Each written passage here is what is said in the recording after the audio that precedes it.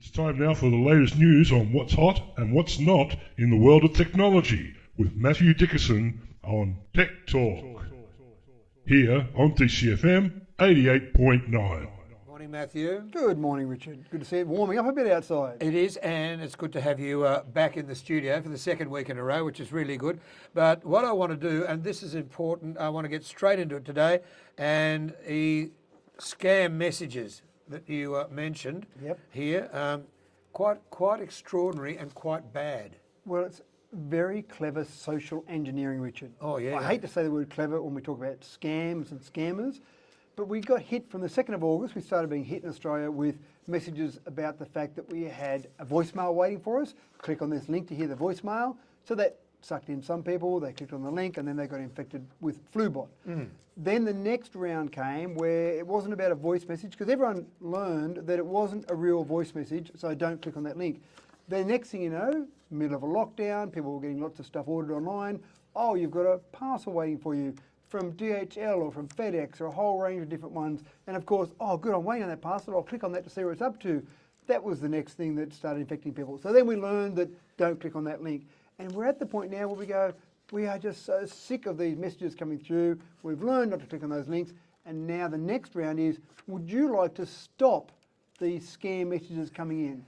And of course, everyone says, oh, thank goodness, someone's come up with a solution to stop these damn scam messages coming in. I'll click on that link. And of course, that's another scam. Yeah. So once we're at the point of frustration, once we've had all these messages, we're so frustrated, then they use that against us to then give us another link that then infects us while we think we're getting rid of the scam messages coming in. So guess what, folks? Do not click on that link either.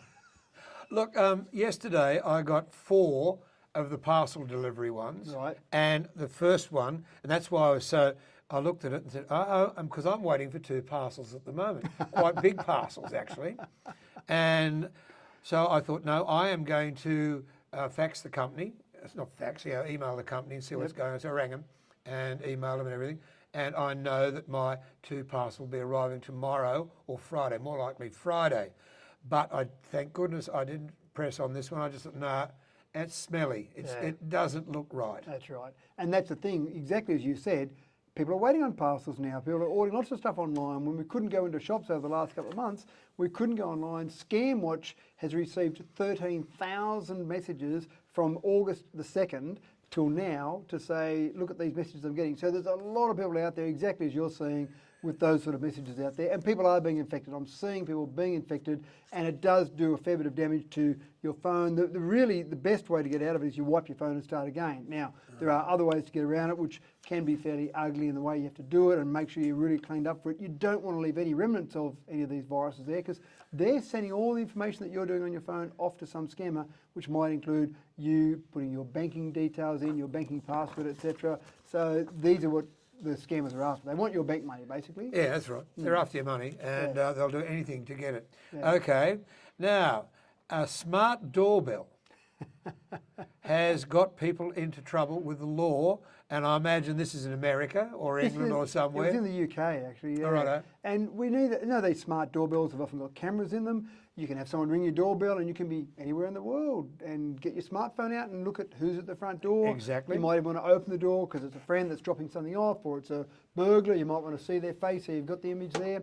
And one particular neighbour in the UK, one particular person in the UK, put in a smart doorbell and actually added another complementary camera in the backyard, as people often do. And he was showing his neighbour. He said, look at this cool technology, just much the same as I would do if I'm showing things off to my neighbours. Look at this cool technology, isn't this fantastic? And the neighbour was quite horrified at the fact that this particular person could possibly see part of her backyard because of the camera on the door and the camera in the backyard. And Was she sunbaking in the nude or something or other? I'm not sure. I didn't actually look at those details. I didn't look at the footage that was generated from it. But she was quite horrified, became quite anxious about it all, moved out of her home, and then, as people so often do, they took it to the courts. And the UK judge actually agreed with the neighbour, saying, yes, I think this is an invasion of your privacy. I think this is harassment from your next door neighbour. And the main issue the judge was concerned about was the audio, not so much the imagery. So whether they were sunbaking the nude or not, I'm not sure, but they were worried that someone could actually listen in on the conversation that was occurring. And one of the issues there was that the camera didn't need to be pointed at the neighbour's backyard. So, for example, the camera could be pointed at your backyard, but it could pick up audio from the next door neighbour. Again, I don't know what was going on in the next door neighbour. Having Wasn't a so blow. worried about it. Who knows? But this was the issue. So this, I think, has some ramifications across the world. We know that domestic CCTV is going up in leaps and bounds because people are worried about their homes and home security, and cameras are a great way to basically combat that and actually see all that information on your phone. What happens next from here, I suspect there'll be some other people who go, well, my neighbour's got cameras as well. If this person was successful in suing their neighbour, then I might go and do the same thing. So we might see all these lawsuits jump out across the world, and then the whole industry, that whole domestic CCTV industry, will probably be reduced somewhat. Where I live, we're surrounded by cameras, quite frankly. Okay. Now, this one disappoints me greatly. I'm very upset with this story, and car enthusiasts keeping classic old cars together. But I know you're going to love it because they're getting rid of the old motors and putting in electric motors instead. It's breathing new life into some No, of it's these. not. It's not a proper old car then. You get a beautiful 1959 Cadillac. Yep. You know, 450 cc's, V8, you know, a huge American tank. It's got an electric motor in it. That's a disgrace. It's almost disgusting. And there are a whole range of different vehicles being converted over. The most popular ones are the lighter vehicles. The Yeah. VW Beetle's very popular. There's probably 20. Oh no, not a Beetle. There, the Beetle, take the old duck out of the boot and put in an electric motor there, run some batteries in the bottom. Those cars that are lighter, so like the VW Beetle, Datsuns, Toyota Corollas, some of those old Ford Cortinas, for example, they're really popular. The ones that aren't so popular, so your Cadillac's probably safe, are the heavier vehicles. So the Commodores, the Kingswood, the Tiranas, the Cadillacs, the Pontiacs, they're not as popular because they're heavy. They need more batteries to actually get them going for a They've got a reasonable boot range. to put them in though. They've got a boot and a half. The problem is when you convert one of these vehicles over, you can't go past the original mass, total mass of the vehicle when it was first made. So the heavy vehicles aren't great for it, but it's a huge industry. 2 years ago, I remember looking at this same thing, and there were a couple of little people doing it here and there, a couple of home handy people who were doing it.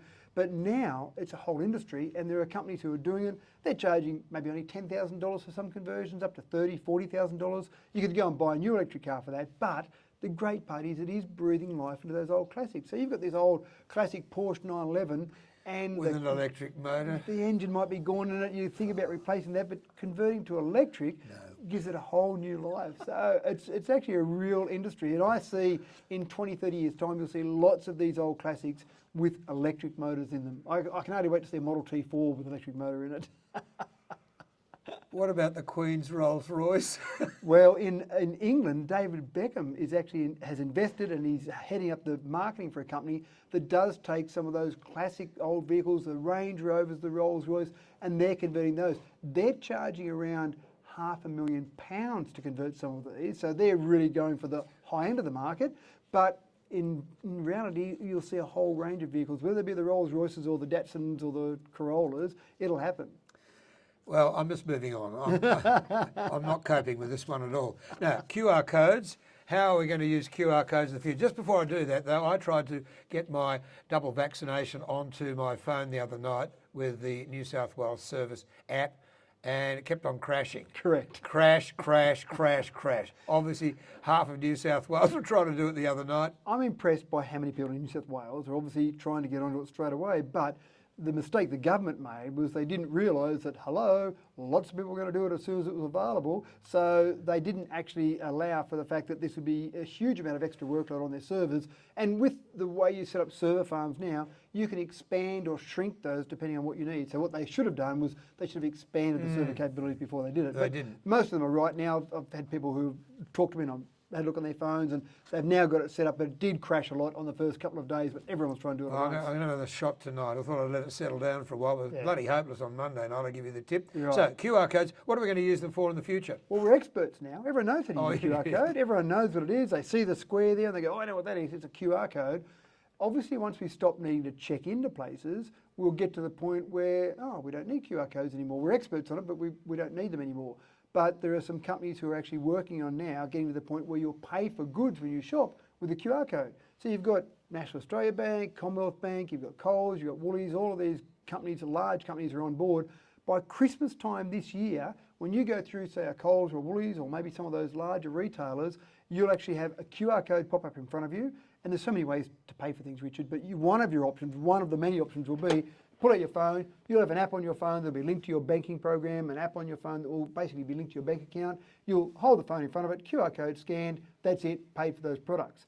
They talk about it being a faster way to pay for things, and I'm a little bit dubious because I find it's pretty fast to pay for things. Now I use my watch, I just wave my watch in front of the EFTPOS machine, it's paid for it, I keep walking. How they get it faster than that and why we need it faster than that, I'm not convinced, but we'll be doing it. So we'll have 17 ways to pay for things now when we shop for something. You just wave your phone in front of the thing and away you go. You use your watch, I use a phone. Yeah, wave your card, wave your phone, wave your watch. Now we'll have QR code as well. What advantage will there be? Again, the only things I've seen so far is they're saying it'll be faster, but again, how fast can it be? You wave your watch or your phone, that's pretty fast. It is. I know. Anyway, very quickly, we're almost out of time. Why do children have to smile at a camera to get their lunch in UK schools? I mean, in Australia we don't do that. The only thing we ever got to was free milk, and I was around in kindergarten when that was on, and it was flavoured milk at Lismore Heights. So we moved to Sydney for a couple of years. Roseville was ordinary white milk. It was terrible. Anyway, but they still get the free lunch at the UK schools. Now, what are they going to do? Now they've got to pay for their lunches Really? in these UK schools. Yeah, that's right. And they've got to pay for it. In the past, they paid for it with obviously normal old-fashioned cash.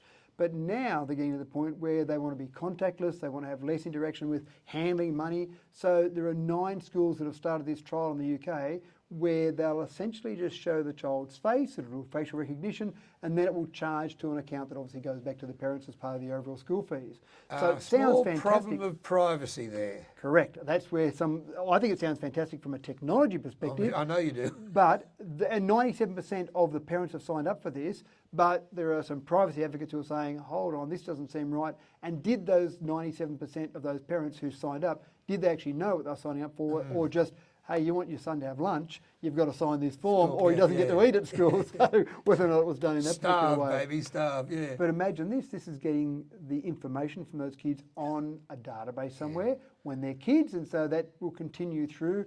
Facial recognition software is pretty good going from childhood to adulthood because our face structure doesn't change a lot. Most of the growing of our head is done when we're very young. That's why babies look so strange when they've got a big head and a small body, because a lot of that growing happens in those early ages or early years.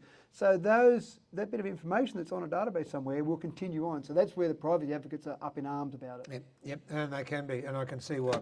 Always good talking with you, mate. We'll catch you next Wednesday for Tech Talk. Thank you. Go away and look at those electric cars and have another think about it. A 911, a Porsche 911 with an electric motor. Love it, love it. I'm weeping. I really am. 28 to 10, DCFM 88.9.